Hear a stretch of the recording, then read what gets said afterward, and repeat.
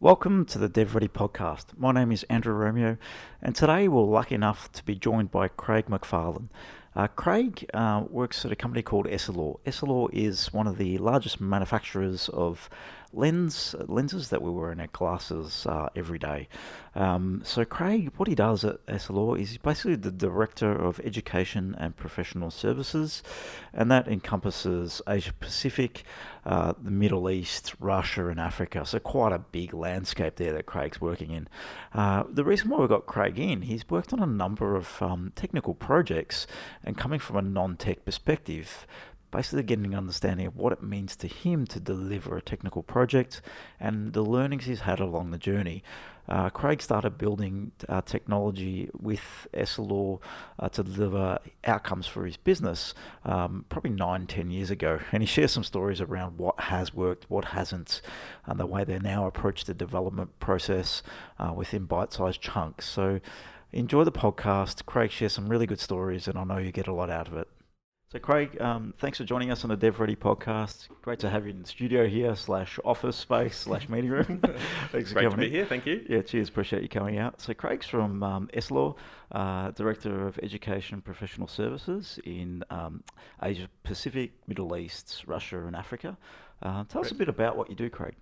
So Essilor is the world's largest spectacle lens manufacturer, and so we work throughout the world with optometrists, with ophthalmologists, etc., and supplying spectacle lenses. Yes. And frames, and we also have some retail as well. Okay. So essentially, my role is to educate that vast region. And lift the market, so to speak. So it's working with business owners, it's working with optometrists, it's working with ophthalmologists in helping them to develop their skills, their understanding, also their awareness of the market. Yes. And that in itself will help them to grow and to build very successful businesses. So in a nutshell, that's really the role that I face. Now across our region we have many different teams in each country.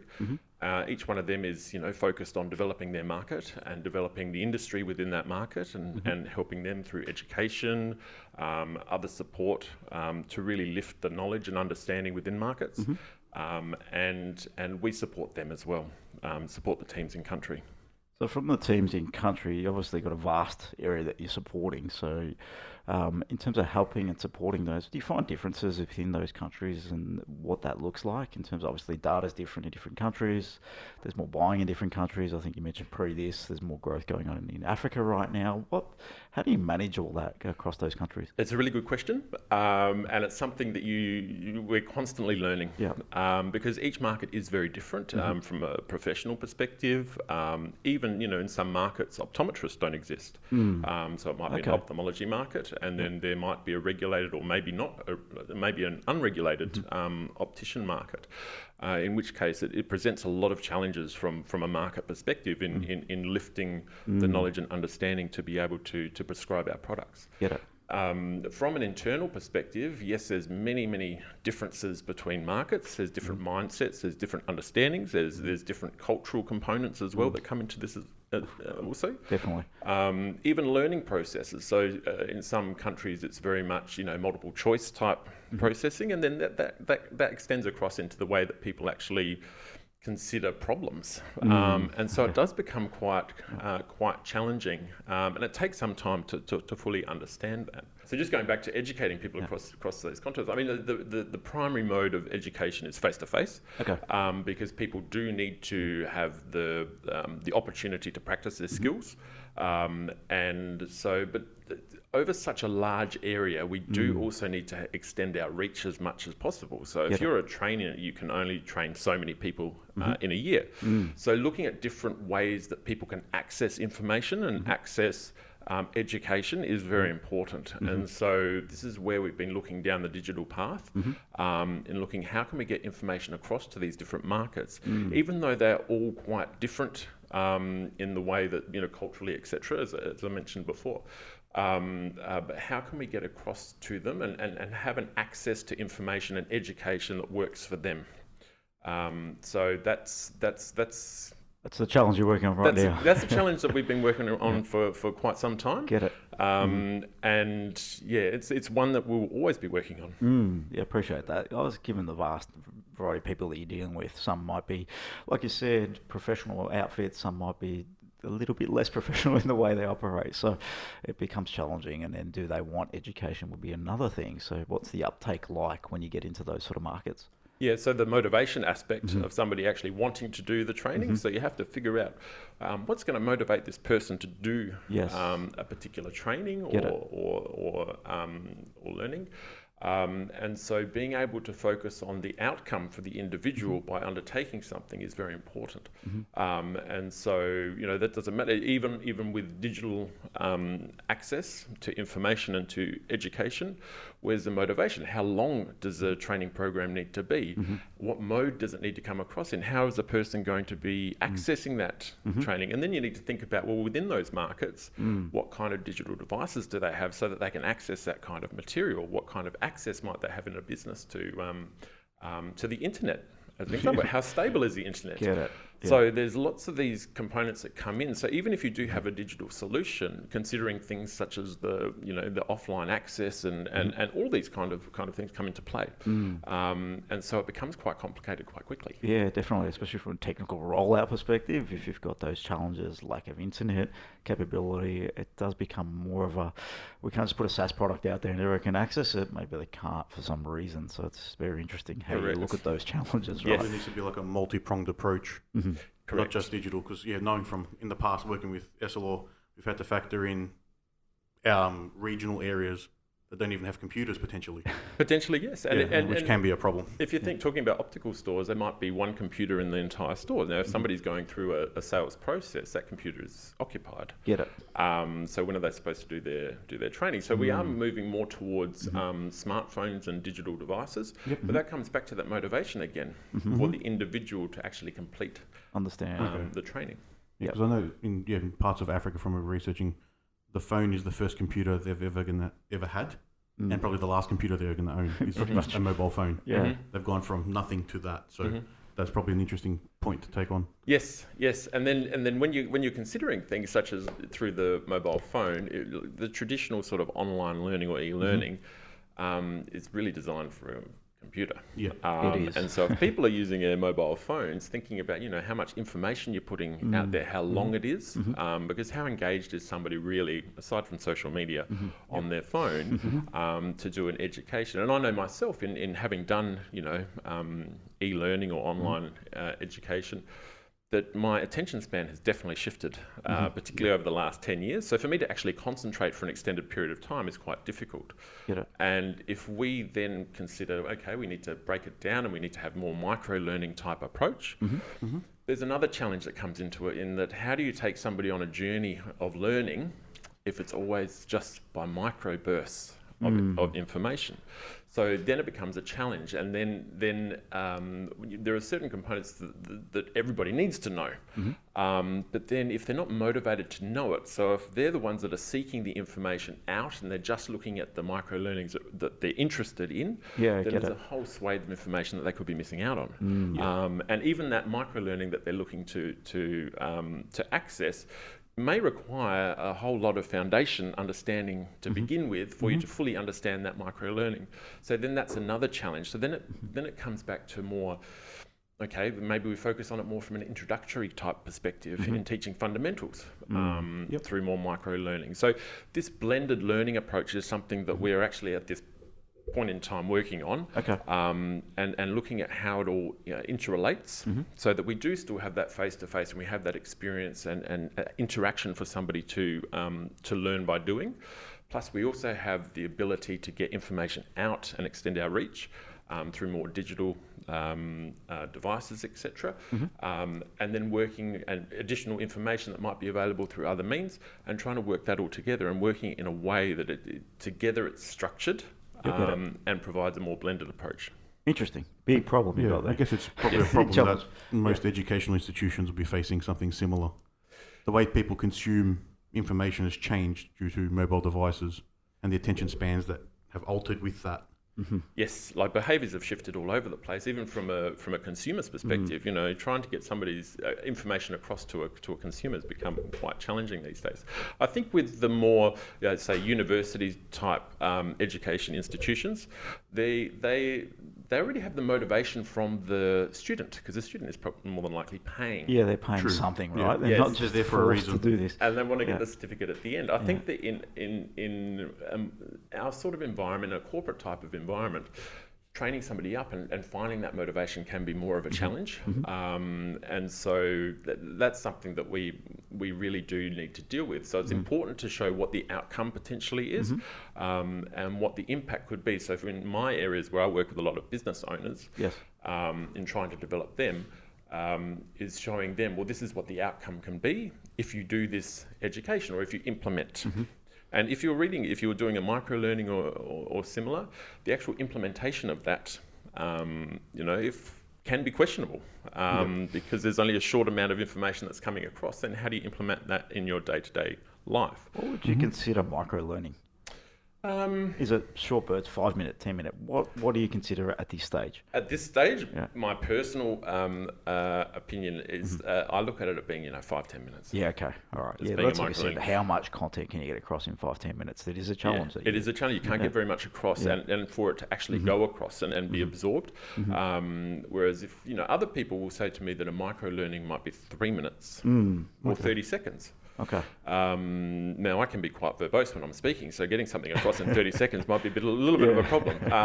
And so that's and so people do have different opinions about microlearning, different ideas on it, and different ways that it should be used. I think it's dangerous to think that education can become microlearning because you aren't on a developmental path necessarily. So if it's all microlearning, that structure becomes lost. You don't get the context. You don't get the It's context. just You just get the facts. bite-sized pieces Yes. at your own will when you can fit it in effectively. Yes. So it almost becomes more like marketing. Yeah.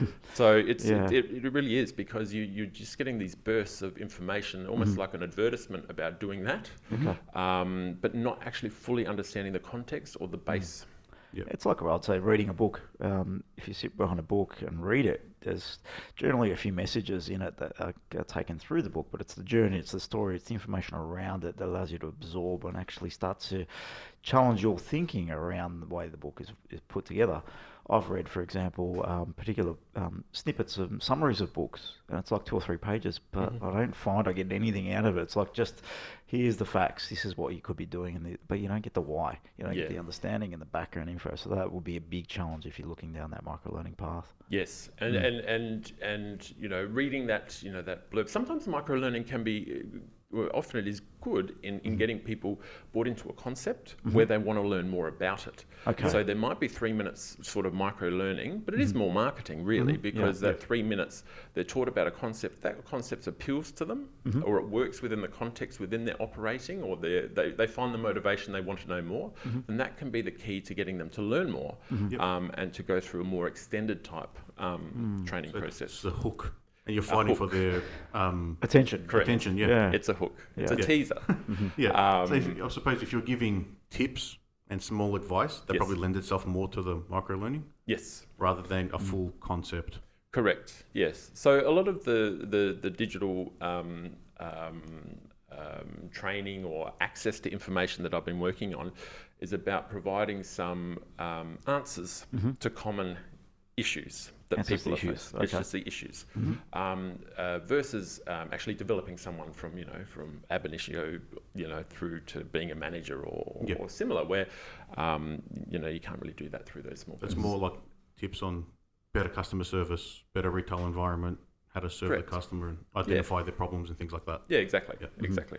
Would it be beginning from this is how you greet a customer in the store, all the way up to advising on the type of prescription? It can be, yes. Yeah. So, there's assumed knowledge comes into this as well. So, if you're providing solutions to problems, you're assuming that the person's already in a position or they already understand a certain thing. But that is very important, because we all learn our behaviours and we have our beliefs, etc., from when we first started within a job. Yeah, definitely. And trying to shift those kind of behaviours, etc., all starts with them getting something that really clicks with them, and being a hook for them to really delve into learning more about that particular area. Now, Craig, obviously you've been looking at technology to deliver this. You can't deliver this face-to-face. Microlearning is more delivering probably video content, pieces of information. I imagine video is probably a big thing in what you're doing right now. It is. So I've just recorded a few videos recently, and some others in my team have also been recording videos. Okay. Video is a good way to engage with people and to talk about a particular topic or a particular subject in a short burst. Yes. And that short burst, as I said before, it's difficult to get something across in 3 minutes unless it's a sort of a hook. Conversely, it's difficult to keep somebody engaged for 30 minutes. It is, It's a very different thing. So that balance between the two is something that is still, I find, a challenge. And so the videos that I recently recorded were around 20 minutes in length. And even for myself watching it, I was thinking, how do I cut this down? Because it's a long time to be sitting there and watching it. And that's just a behaviour shift from, our lives have changed with social media, using digital devices in the way that we do, and we flick past things if we get bored. So I think we're more aware of becoming bored, and we don't have to be watching anymore. And so that's what I'm fearful of. So probably when I'm recording future videos, I'm going to try and keep it under 15 minutes for each one, because I feel that that's sort of more of a sweet spot that you can really engage somebody. Firstly, get their attention and keep them engaged, and get your key messages across and show them how they can actually implement and make change. Makes sense. Yeah, within about 15 minutes. So you sort of have to become a social media expert to learn how to get people's attention. I think everyone does. Even though they should be invested in the topic. Yes. Because it's for their benefit, even though, they don't have the span because they just don't want to. Yeah. Well, there was I went to a conference where the head of Facebook digital content, video content, was speaking. They said that it's interesting to think about people's behaviours and the way that they relate to say videos. In the past, you used to have a TV commercial which would go for 30 seconds, and it would finish on the key point.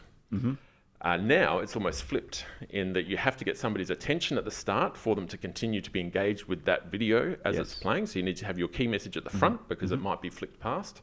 Then you need to engage and take them on a journey and end on the key message again. So it's an interesting process. But hearing that made me shift the way that I approached things such as video. I mean, people don't want to sit there for 20 minutes and wait for the key point at the end. Like, I might like to think that they want to sit there and listen to me for 20 minutes to wait for the key point. Get to the point, right? Exactly. And so, and I think that comes back to the engagement in that if you see the relevance to your role or to your business in the information that's about to come, you're more likely to be engaged. Appreciate that. It's like anything, it's giving people what they're going to get out of this now. So at least they know up front, why am I investing my time? Because they really are. They're investing their time into this.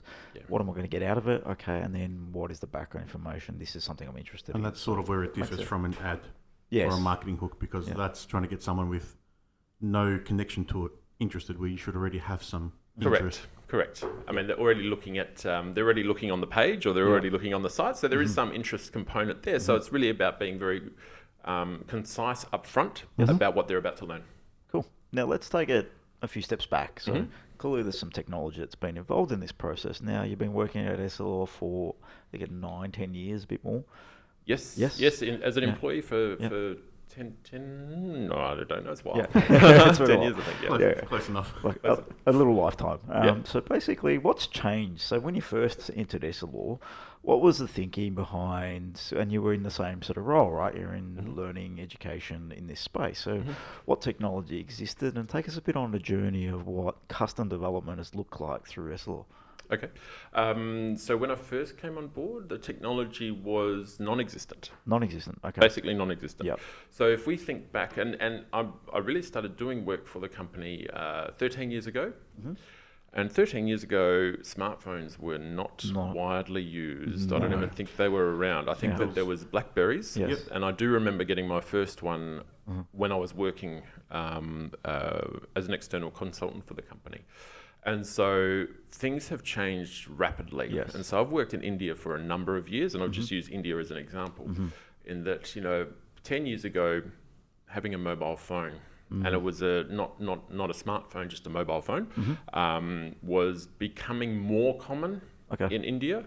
But people definitely didn't have the smartphone capability. Whereas now, most people that are working in, say, an optical store or similar will have a smartphone, and they'll be using it, quite proactively. The same in China. Now, China was probably the biggest and dramatic shift that I saw from the different countries that I've worked in. Okay. In that it started off where the engagement aspect was always face to face, and then over time we've seen a shift, and that's both a shift in the from what I do there from an education perspective, or what I've done there from an education perspective, but also from a consumer perspective. So we saw these shopping malls. I mean, China developed so rapidly. So I'd go there 1 month, and then next month things have changed. It was so rapid, and these massive shopping malls were opening up. These massive cities were booming. They were building cities everywhere, building roads, and all of this. And then things started to shift more towards online. And so the shopping malls, etc., the way that people started to consume, instead of going to the shopping mall every night and going for a walk, became more about being online. Get it. So it shifted that quickly. So they're building their shopping malls in space of 10 years, and then all of a sudden it's shifted to, we don't need these anymore. Exactly. So you have ghost town shopping malls. Westernising quickly, but catching up before they found the need for everything. And so WeChat, that was a dramatic change in China. So there was a lot of purchasing going online, and so then people started to have to think about, these shopping malls that we have built where, people are coming in and they're walking around. Now they're predominantly on their mobile phones whilst they're walking around. It's a different level of engagement, isn't it? Are they really engaged? Probably not. Probably not. So from an education perspective, a lot of it was driven face to face. So we'd have big sessions, big classroom sessions, with all the bells and whistles. Okay. Now, you can have one of those sessions, and people do get motivated. They'll take away certain components and implement. But as we shift, we became asked more and more for digital content that could be used through WeChat. Oh, WeChat. Okay. So you direct the information to what they're using. Exactly. So if you wanted to engage with them, you'd have to go through the platforms that they're on most of the time. Yeah, it makes perfect sense, doesn't it? It's like if they're using it that's going to be easier for them to transition rather than here's another app, here's another website to go to get access to content. Yeah, correct. Yeah. So that was a big shift, and within our department in China was actually setting up a competition through WeChat, which was an education competition in that you would need to go through a whole series of basically microlearnings, and by doing so you qualified to enter into this competition. So you're actually enticing them to actually access the learning itself. Yes, exactly. So finding that motivation, and that worked quite successfully. And there were cut-offs, etc. So those that progressed the furthest were held in greater esteem, I guess you would say, and then they were also, eligible for certain prizes. And that worked quite well at engaging, although it was quite expensive. Yeah, in terms of the technology itself or the prizes themselves. All of it. Bit of all of it. All of it. How many people did you have running through that program through China? There were thousands. Thousands, yeah. Okay, so it was a big undertaking for Essilor. And did you see some impact in terms of upside for businesses and sales? What was the impact of doing that? The impact was it was across the board. So yes, from sales, because the individual would need to be practicing what they learnt, and then that could be monitored by particular ways. Okay. So that was kind of driving the impact aspect of it as well to ensure implementation. There's also that engagement component. So through that period, which I can't remember, I think it may have gone for as long as 18 months, 12 to 18 months. It was a long program. It's a long program, but then people are engaged through that whole period. And so by being engaged, it really drives that loyalty to the company. To the brand, the company, right. Yeah. Exactly. But then the flip side of this is what happens after that 12 or 18 months. Get it. You can't just go cold because then they lose engagement with the company and direct access. Correct. So then that throws up more challenges. Okay.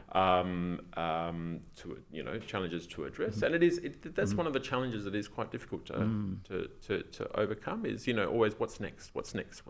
There's always a next thing in this space. There's always another way to try and find something to exploit.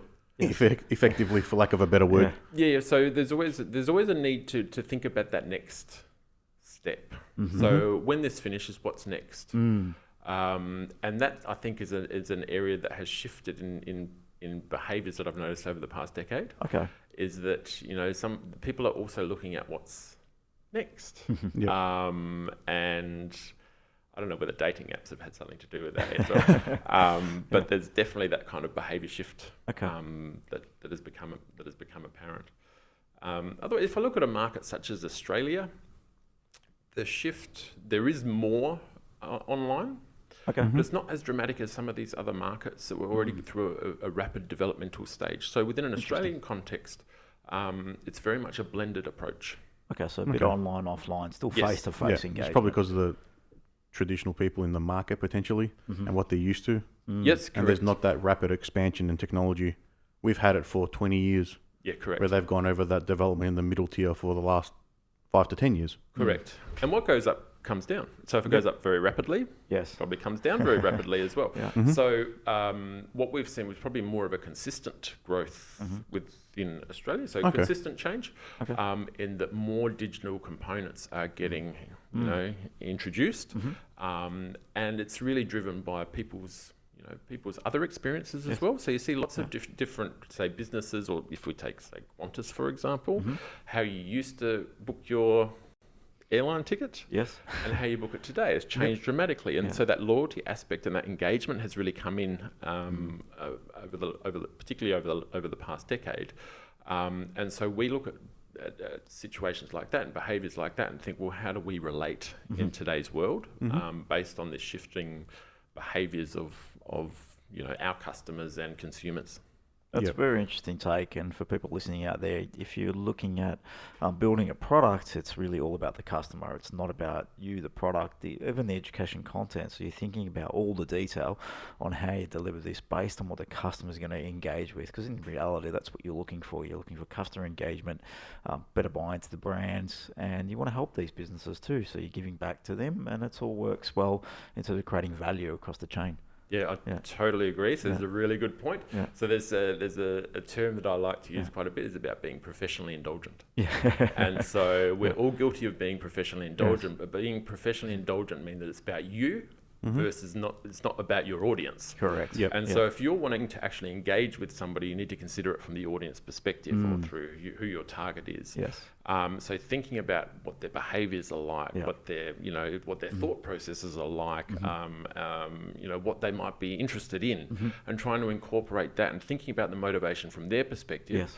Versus the motivation from your perspective I need to get this across, or I need to say this, or I need to say that. But what's in it for the consumer, or for the end user that you're trying to target? And if you can understand what the motivator, what the buttons are to push with the end user, and you can push them, you'll be successful. Yeah, and that's the challenge that we're all facing right now because of that whole, like you mentioned before, the attention span is minimal. So getting attention within a marketplace that's saturated with marketing content, and your world educational content, getting that across isn't that easy anymore. So you really need to understand who you're working with, your customers, to drive home any piece of technology or education in this world. Yes, yeah, you're fighting for attention. Yes, they've coined that term, the attention economy now. Yes. Yes. Yeah. Yeah, that's very apt. Yeah. The more that you can understand who your customer is, the more successful you will be. Yeah. So if you're trying to just target everybody because you assume that they're going to come to you for information or education or for products or whatever the case is, you're not going to be successful. Yeah. If you understand who it is that you're targeting within the market and how you are different and what you're actually giving to them, so what's in it for that person in coming to you, you will be successful. So it's really about understanding who you are and what it is that you're trying to deliver. Yeah, get it. And then that changes consistently because our markets change, people are changing so rapidly that you need to keep up with that. Like you said, obviously China's changed that drastically over a short time frame. I imagine your delivery has changed from face-to-face to now WeChat, so that's a big change in terms of what you're doing there. So now, over the journey, you've developed different learning platforms, helping coaches actually train people. What's that experience been like getting on the top of, all right, let's plan out a project. What does that look like? Where do you start when you go down that journey? An IT project? Yeah. Firstly, So, I mean, I've made a lot of mistakes in the past. Well, they're not mistakes. It's it's experience. Experience is another word for mistake, isn't it? Yeah, it's a better way to frame it, really, because in the end, we're paying for education. As long as it's a learning experience, it's not a mistake. Yeah, true. Mm-hmm. So often we think about the end result. This is what we want, you know, and that's and that's it. Yeah, let's just do it. Mm-hmm. And so, but it's not that simple. It's not that simple. It's not that simple. Okay. So there's a whole series of steps that need to be taken to get there to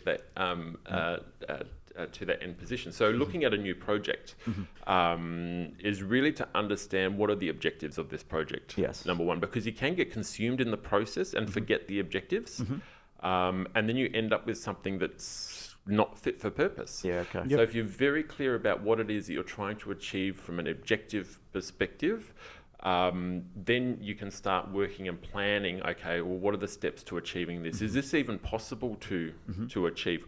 What's the simplest thing that we can start off with that can get something happening and working and starting from there? And then how can we build upon it? So if these are our objectives and our objectives are massive, how are we going to get there? So that's then working backwards and thinking, okay, well, for this first phase, this is what the objective is of the first phase. And because of the engagement aspect, engagement has to be part of it. So if you're wanting somebody to, or people to be actively involved in this mothership of a project that you're trying to create, whatever that is, then you need to have people engaged with it early on and bought into it early on. And that's obviously customers. Obviously, you're a very large organisation. How have you found getting engagement through an organisation for an initiative you're doing, which is building a tech product, and then getting that through the organisation itself? Because you've got so many content, so many people. What are some of those challenges that you faced? Look, do you have to get the stakeholders and the champions on board right at the start? Yes. So you need to make sure that you have all of the people that are likely to influence the outcome involved at the start. At the start, okay. At the start, so that everybody's aligned in what it is that we're trying to achieve. So aligned on objectives and being very clear on what are the components that are required, basically.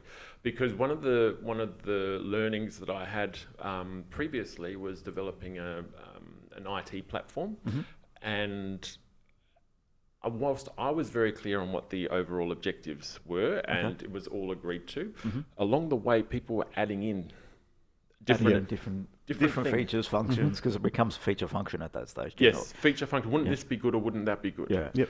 And then, well, at that point I was a bit naive. So I would say, okay, right, well, we'll get that, try and get that built in. So, blah, blah, blah. And the list becomes huge. And then the actual, the back end processes being built aren't necessarily designed for that particular function at this point in time. It might be something that can be added onto it later. So very quickly it becomes overly complex.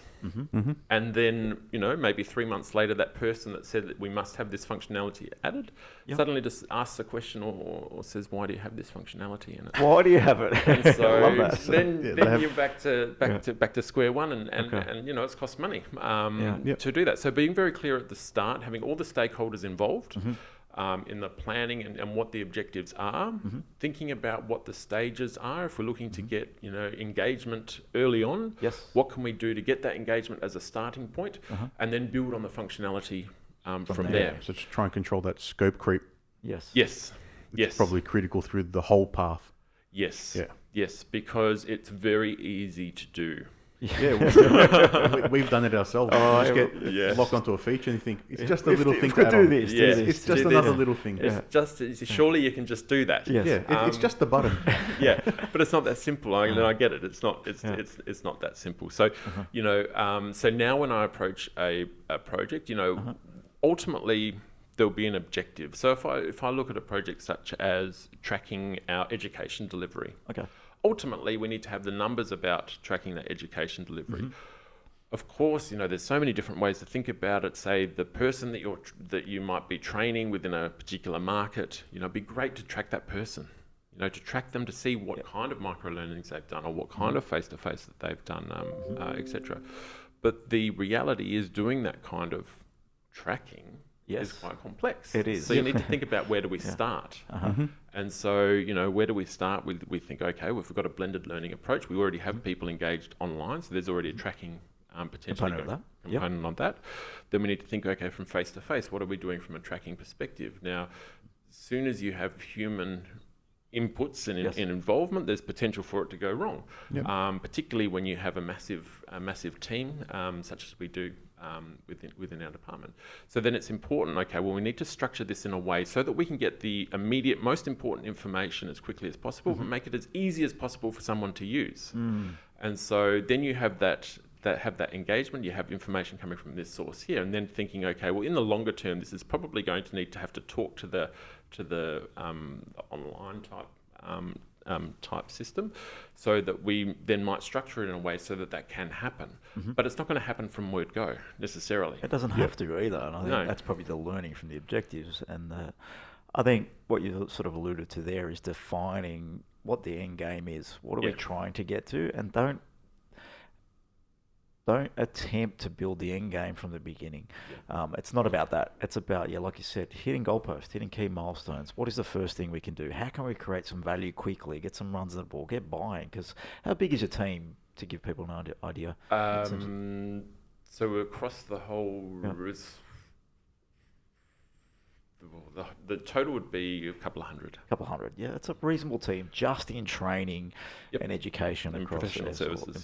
So it's a decent team, and then you have to buy in them as well, because they're in the organisation. They're one of the clients, because they're going to sell this for you really into the customer. So one step at a time, everyone needs to get some value out of this, and you have to consider them as stakeholders as well. Exactly. So even when working through a new system that's going to be deployed in countries, and whether that's an internal or external type system, it's getting input from people that will be the users, and that also gives people ownership of what it is that you're developing. It does, yeah. It gives, they get invested in the process then. Yeah, exactly. And then if they're providing feedback and you respect the feedback and take the feedback on board, and look at ways that you can incorporate that, you're more likely to get that engagement definitely down the track. But then again, you need to also weigh that up within the scope creep area it's issue. It's got to balance be it is a fine line. managed. Yeah, because sometimes the ideas that come back are really good ideas, and you can also, the other ideas that might come back, you think, that's not such a great idea. But then if you probe it further, you find out that's going to be a roadblock if this doesn't happen to those people using. And then you can make a decision, okay, do I need to make an adjustment here based on getting greater engagement? Or is it something that we can look at further down the line? Can we do something small to get them engaged now, whilst working on towards that maybe down the track? To get that full function that they're looking for.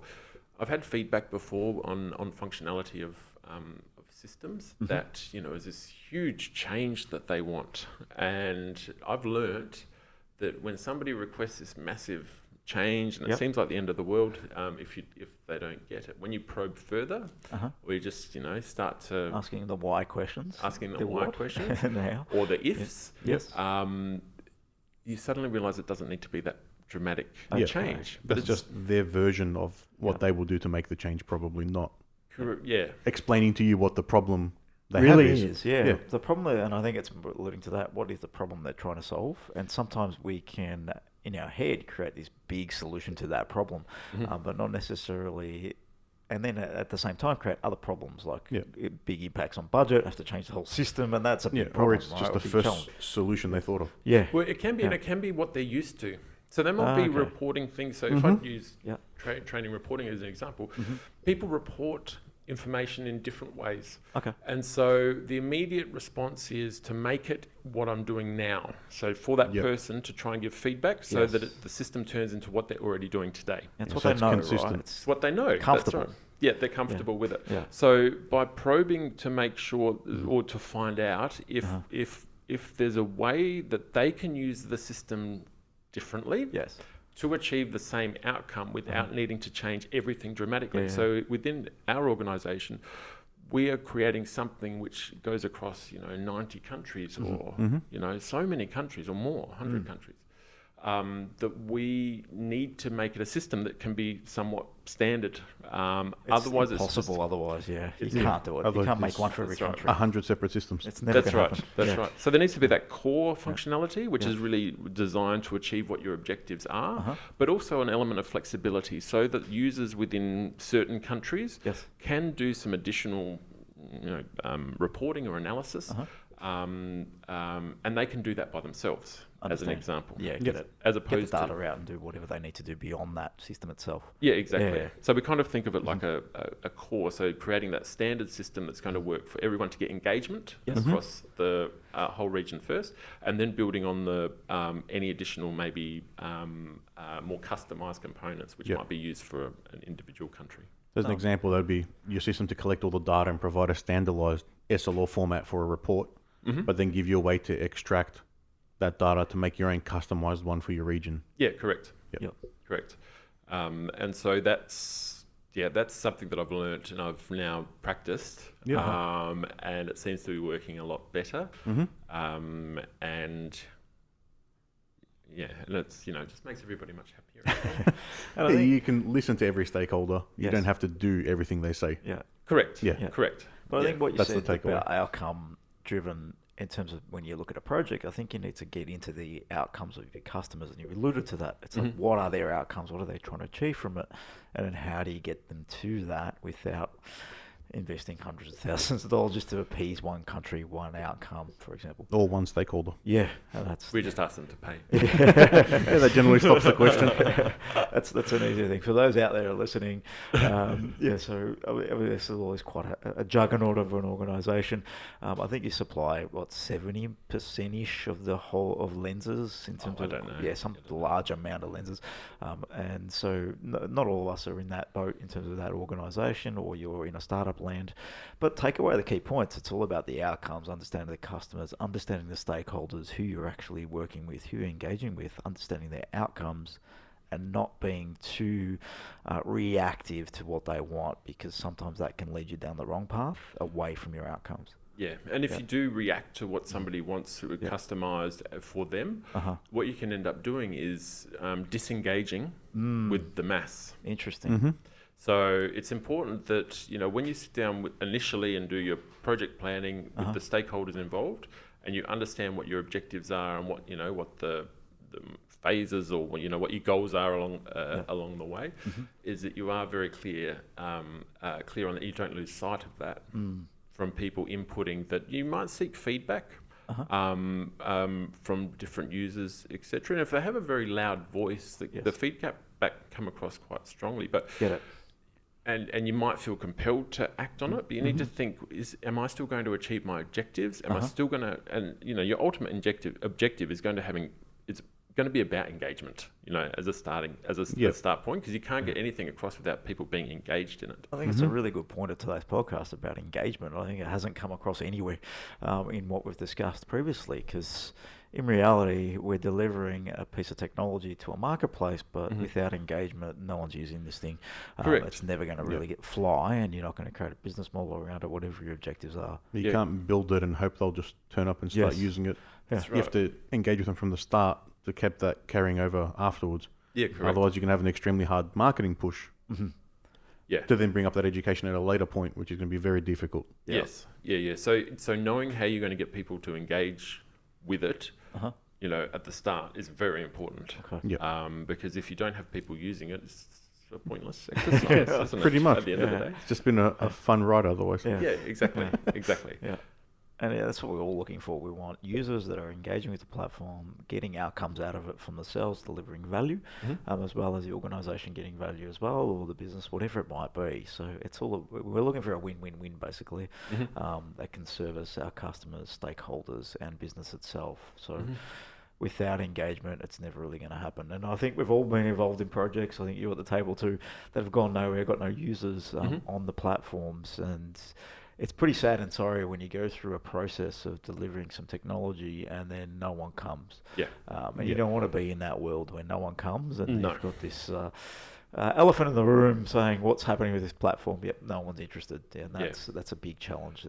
And sometimes it's not that no one's interested, it's just that they haven't haven't heard, or they for some reason you haven't got the message across. Get it. And it's because the message may have become overly complex, because the platform itself has become overly complex, and it doesn't need to be. Get it. And so going back a step and always keep taking a step back. What's in it for me?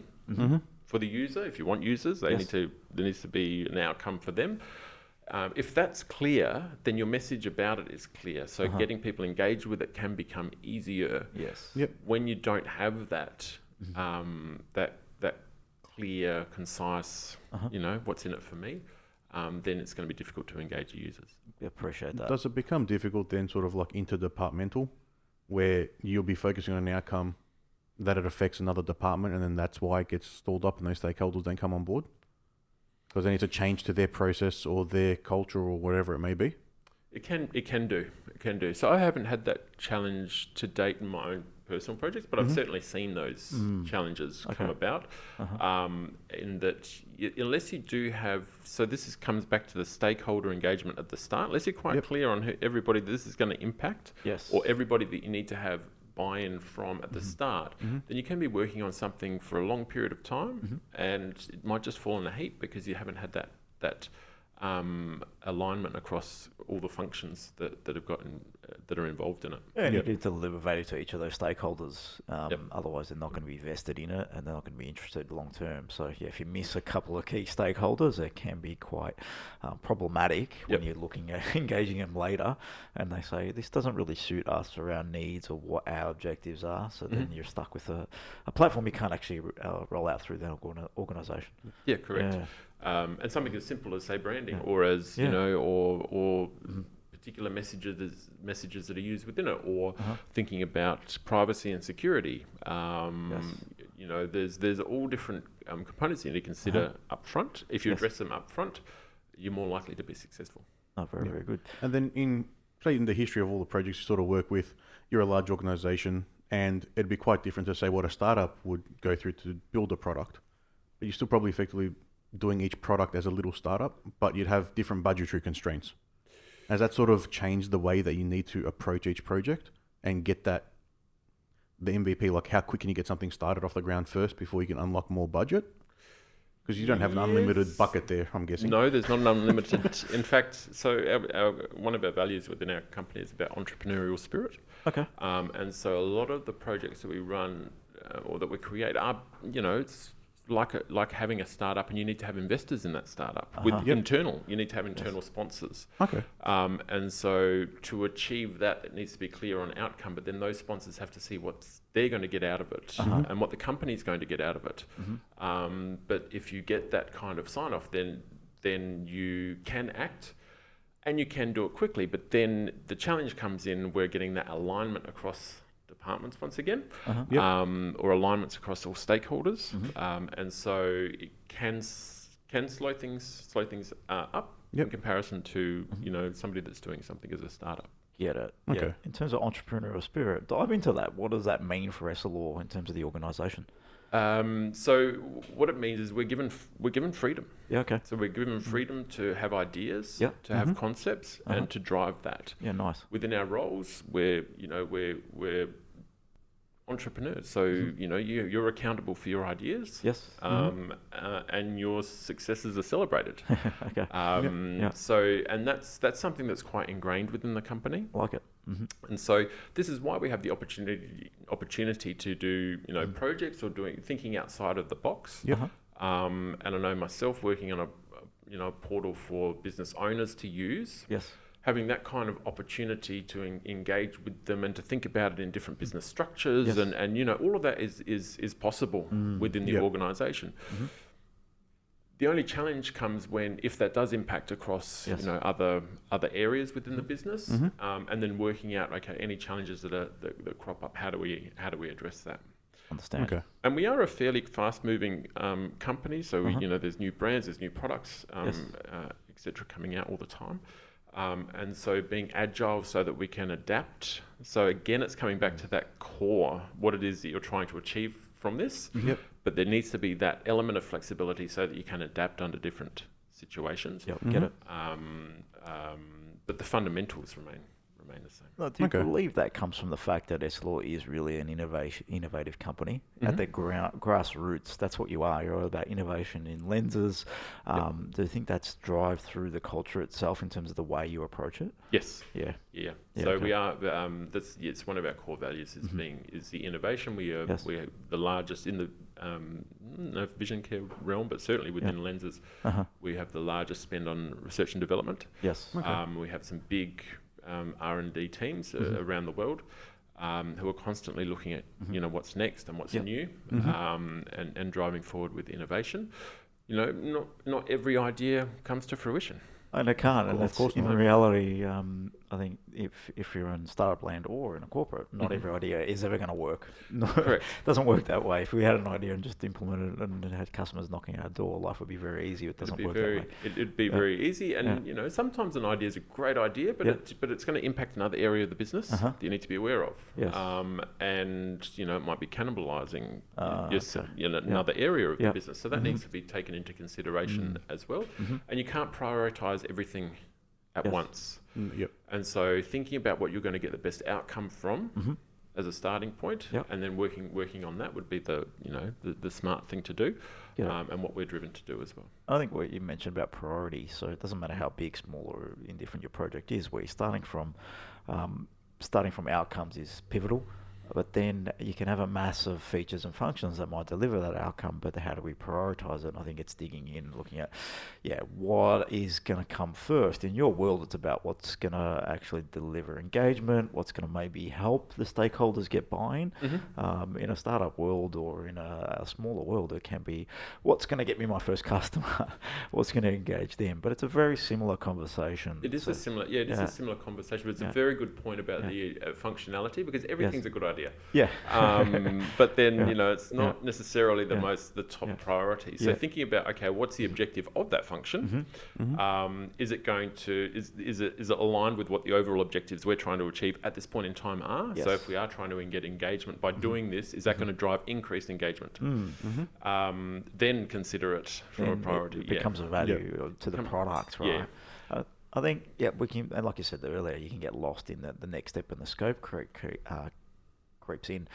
From a scope creep perspective, if we're looking at value-driven approach in terms of features and functions at that low end and your objective, it makes it a hell of a lot easier to say, we're going to do this, but this really isn't going to add as much value and not get us to objective at all. So let's maybe put that at the end of the pile or wipe it off completely. If you even think about, if we think about Facebook, when Facebook came about, it was a social network, and that was its main objective. That's all it did, yes. That's right. And then all these additional functions have been added over time in a fashion based on what the objectives are. It might be about making money. It might be about engaging with the users more. Get added on later on, but it's still ultimately the core is still there, which is the networking function. So I kind of look at some projects that have become way too big too quickly, because they've lost sight of what the original objective was, and because they've become too big or too complicated, or people can't understand because now our attention spans are less, and they're not going to sit there for 10 years and try and figure it out. It can fail. And that's a big challenge, because then it's like niching. It's like if we're doing anything, we're niching. So we're solving a problem for one person. When we're trying to solve everyone's problem all at once, it's very hard to sell, and it's very hard to basically communicate that across to people, because you might only be helping this person a little bit now, and this whole other stuff around the platform doesn't give them any value. So why are they going to engage with it? So it becomes very difficult if you're going down that path. Yes. Yeah, exactly. So digging in a little bit more now, you've got an outcome, you know what you're trying to do, you've written some features, some functions. How do you engage a development team? Coming from a non-tech, what do you generally do? What's worked in the past? What hasn't around that world? Oh, that's a very good question. So we know. So if we've got the features or what we're trying to achieve, so our objectives laid out, engaging with the tech team. For me, look, I really have very limited understanding of tech. Okay. Turn it off and turn it back on again is probably the extent. And I don't understand the process, but I am quite good at structured planning. Mm-hmm. So, engaging with a tech company, it's important that there is that structured approach from my perspective. Yes. But also, so the technical aspects of it, I don't understand. But I need to know what the milestones are, or what we're working on at any particular time, and what we're trying to, and how we're going to achieve the objective. Yes. Get it. Then along the way, so for me, being a non-tech person, I have to see it to understand it. Yes. So I need to see the function. I need to see how it will work, and then so that's it from a tech company. Working with a tech company, that's really important to me. Okay. So, having that time to discuss it and to talk through and to test and to look and to experience and get other people to pilot it and test it and give you feedback is quite important. And sometimes, I travel a lot, and having that flexibility as well, in that I can't do everything at once, and so I also prioritise my time, and that's and working with the provider, getting them to understand that there's an element of flexibility from a timing perspective as well that might be required, is important.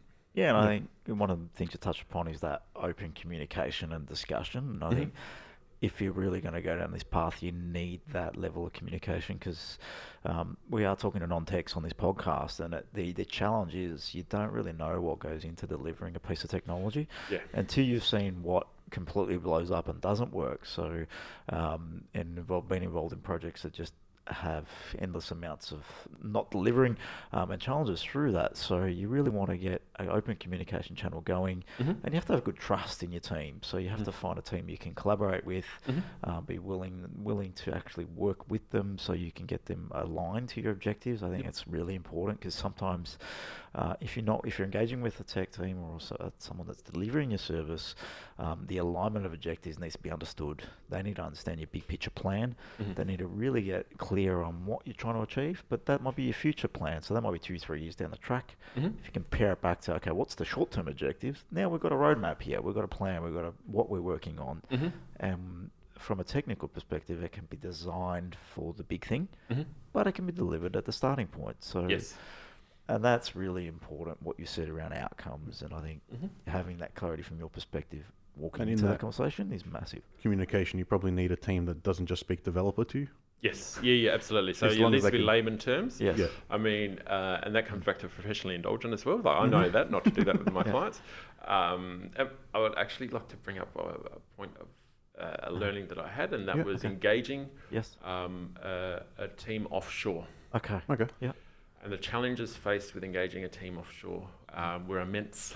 Because the communication wasn't there, and so you could see that they didn't have a clear understanding of what it is that you were trying to achieve. They didn't understand. They didn't have understanding of the industry, no understanding of what you were trying to do. But they were the cheapest.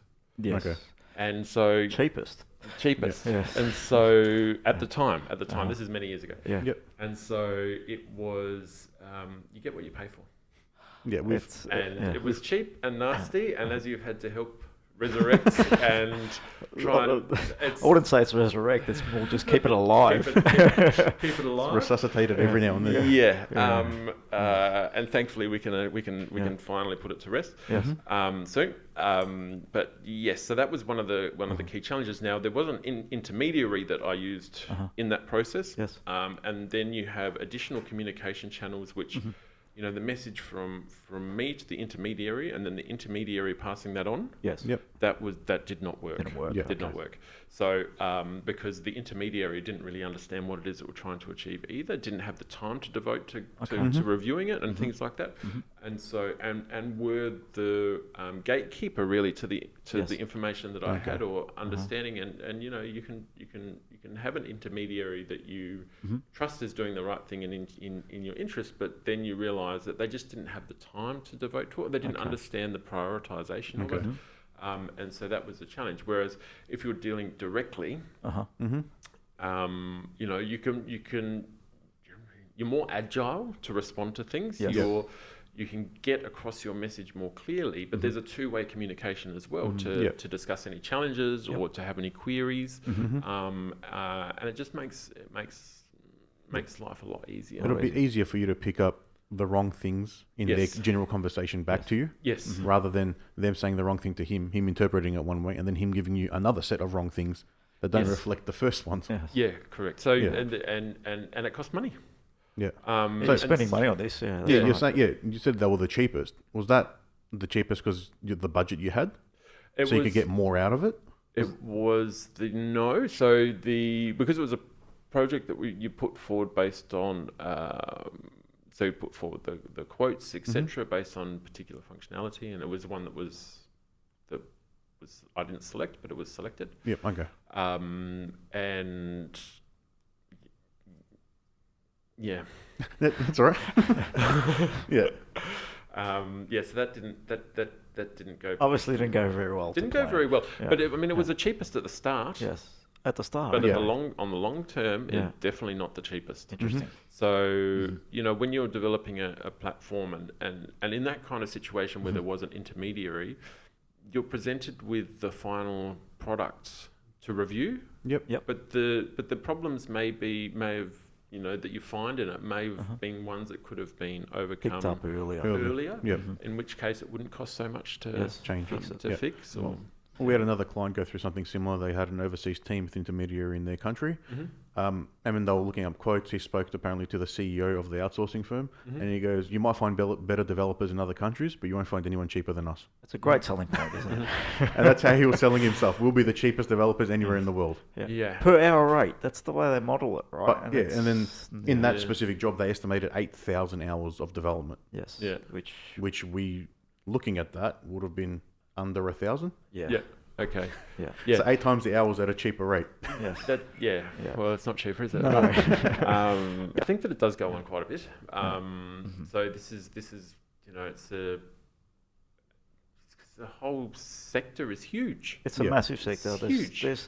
And you don't know what you don't know. No. Yeah. So you might think they're doing the right thing, but now that you've gone through several projects, you can sort of find these red flags and identify them. Yes. Yeah. But if it's your first one, or when you were doing your first one, you wouldn't have known that you're sort of out of your depth as much with software because it's software alone and how complex things can be. And that's the thing we see with a lot of the startups. I can manage this, or I've been successful in this other business, and they try and do software and they don't understand all the little intricacies that make software and how things can affect it, and things completely out of your hand can affect your project. Yes. Apple releases an update, this thing's killed. Yes. The whole project exactly. pivots. Yeah. I've seen, lots of situations, or you're developing an app, or or similar, and there's just so many different influencing factors when it comes to that, and obsolescence comes into it as well. And if you're reliant on something else, whether it's a device or whatnot, it can have a dramatic impact. Then thinking about the costing of updates and factoring all that in right at the start, it's quite a complicated.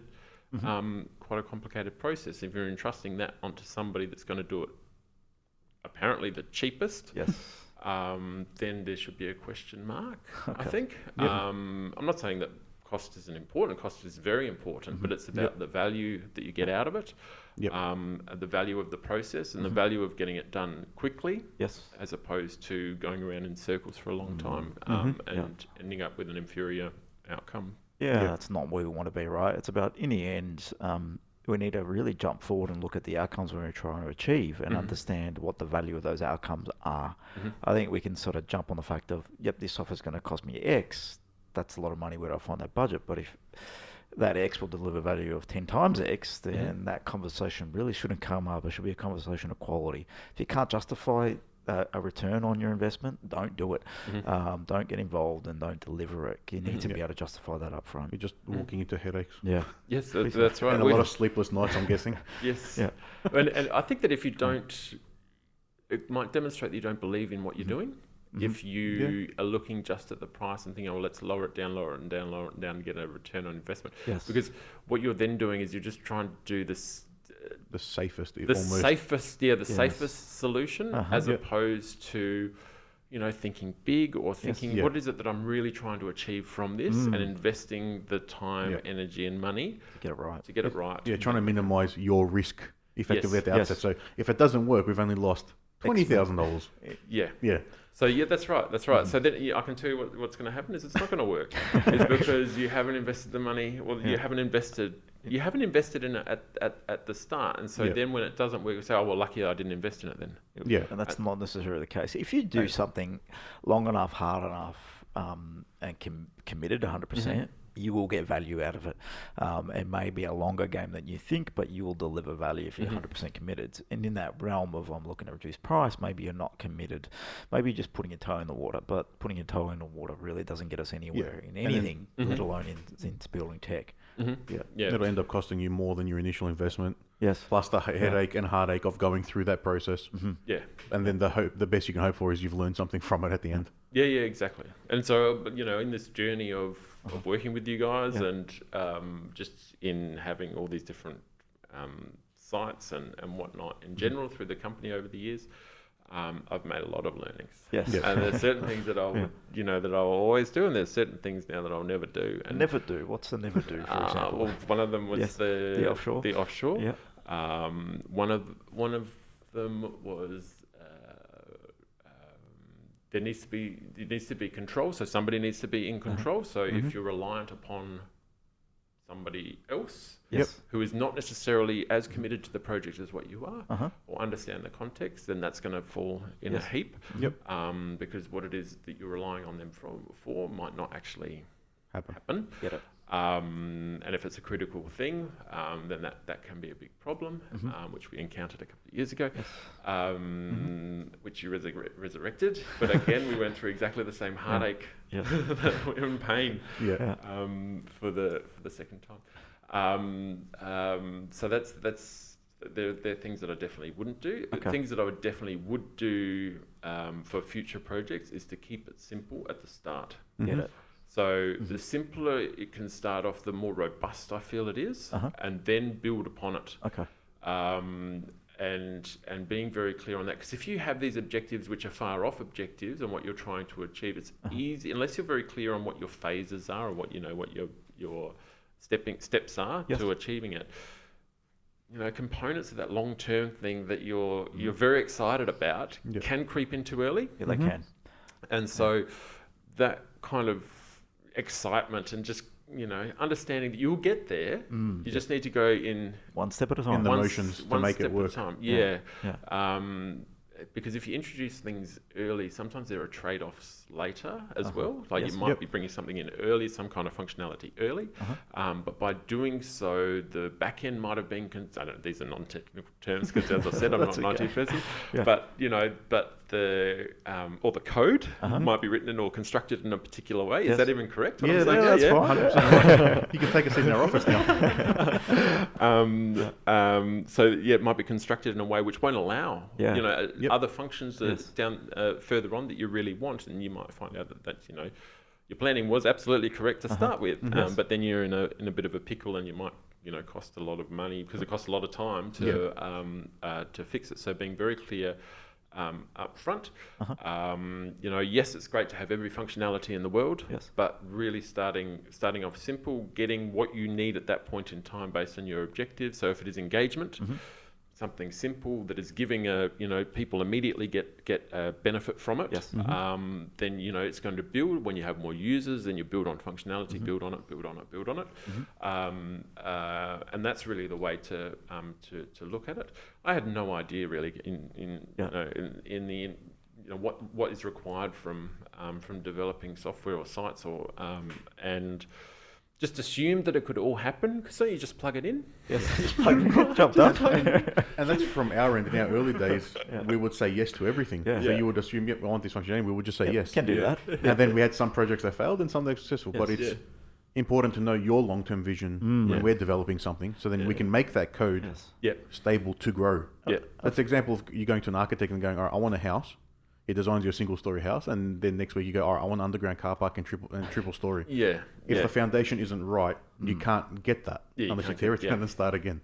No, very true, very true. And I think you touched on one thing there, was about risk. Now, you've talked about price being a risk, looking for the cheapest, but you've actually alluded to what I consider more of a holy grail of how you minimise your risk, starting very small on the key core components that are going to deliver the value, investing in them right now, but building a platform that's going to allow you to scale and move and shift and continue to add value. So that's a better way of, from my perspective, of minimizing risk rather than going down the fact of, let's try and build everything for the cheapest possible price, and it's never going to work. Tell us everything that you want and we'll get it priced for you. Yes. Don't do that. Don't do that. This is what we need as a starting point. Yes. And you know, and it's, that was a problem, you know, using offshore and etc. You know, tell us everything that you want. And let's go. Because you know, the journey. There are things that change along the journey. There are some things that can happen. There are some things that shouldn't happen. You know, because it might have a negative impact on engagement or whatever. And you learn that through the process, right? It's not about something you're going to pick up at the time of deciding what we're going to need in this thing. No, it's just even when you release it and someone starts using it, it might just completely shift the way you take the next phase of the project because they're using it differently, getting something different that you didn't see out of it. And something that I found really interesting, and this is just me being a complete layman when it comes to IT, is that there are different languages. Yes. There are different languages. And the way that people write code, etc. So that was another challenge in the offshore is, you know, then you have to learn how it is that person really thought or how they constructed it and understand that to be able to make change. So, you know, that's that was a massive learning for me. Okay. You know, but it's not all the same. No, it's a big unknown, and it's an industry that is, like you said, so widespread. There's no standards across the industry. There's no one at the top saying you must follow this process. So you get a varied approach to how things are developed. There's what we call spaghetti code, where people just slap things together because they don't know any better. And then right down to what is enterprise and how you deliver that out and how you manage that. How do you build automated tests into your products to ensure quality? These are some of the things that people don't even consider, have no absolute knowledge about. And it's challenging when you're walking into something that is perceived to be, okay, it's a few buttons here and there, but it is complex to know that in your world, you're going to have thousands of users potentially using a platform. How to deliver something that's actually going to scale with you. So it's a very different even if it's the same language, it's the way it's written in that language changes. So it's like two chefs reading a recipe. One follows a quarter of a cup exactly, and the other one just goes, that's about a quarter of a cup. Like those TV chefs online. It's going to taste different. A pinch of this and a pinch of that. What's a pinch? But Craig, I think we might wrap it up there. I think that's been a really good chat for everyone that's really, from a non-tech perspective, what it actually means, and being in a corporate world, the different alignments that you have and different things you need to consider about a stakeholder engagement. But in the end, you've touched upon, let's look at a project, let's know what our outcomes are, let's pair it back to bare bones basic and deliver it on something that we can actually take one step at a time. So I really appreciate you coming in and sharing your thoughts and theories about how to work on development projects. You're welcome. Thanks, Craig. And if anyone wants to find anything else about Essilor or yourself, where can they? You can have a look on at www.essilor.com. There's plenty of information. If you want to connect to Craig, he's on LinkedIn, Craig McFarlane. I'll put you in when we share out the podcast anyway, your details. Thanks, Craig. Cool. Thanks, Craig. Mate. Bye.